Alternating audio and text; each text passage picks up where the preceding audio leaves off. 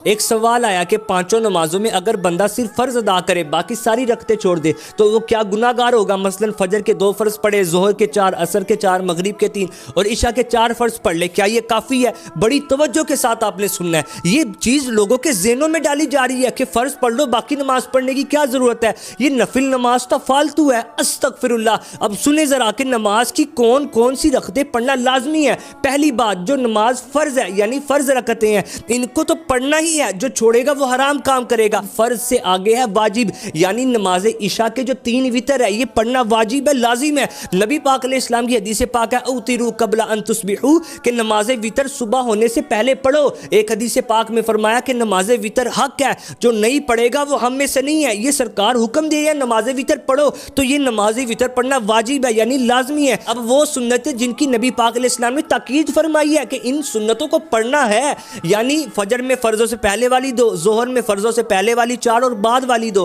عصر میں سنت موقدہ نہیں ہے، مغرب میں فرضوں سے بعد والی 2 اور عشاء میں فرضوں سے بعد والی 2، یہ ہیں 12 رکعتیں سنت موقدہ۔ نبی پاک علیہ السلام کی حدیث پاک ہے کہ جو ان 12 رکعتوں کو ادا کرے تو اللہ پاک جنت میں اس کے لیے محل تعمیر فرمائے گا۔ سرکار علیہ السلام نے فرمایا کہ جو میری سنتوں کو چھوڑے اسے قیامت کے دن میری شفاعت نہیں ملے گی۔ یہ وہ سنت جن کو نبی پاک علیہ السلام نے ادا بھی فرمایا اور ادا کرنے کی تاکید بھی فرمائی۔ اگر ایک دو بار چھوٹ گئی تو برا کیا، لیکن اگر کوئی ان سنتوں کو چھوڑنے کی عادت بنا لے گا تو وہ گناہ گار ہوگا۔ اب وہ سنتیں کہ جن کو چھوڑنے پر گناہ نہیں ہے، یعنی سنتیں غیر موقدہ اور نوافل، وہ کون کون سی رکعتیں ہیں؟ ظہر میں سب سے آخری والی 2 رکعتیں، عصر میں فرضوں سے پہلے والی 4 رکعتیں، مغرب میں سب سے آخر والی 2 رکعتیں اور عشاء میں وتر سے پہلے والی 2 اور بعد والی 2۔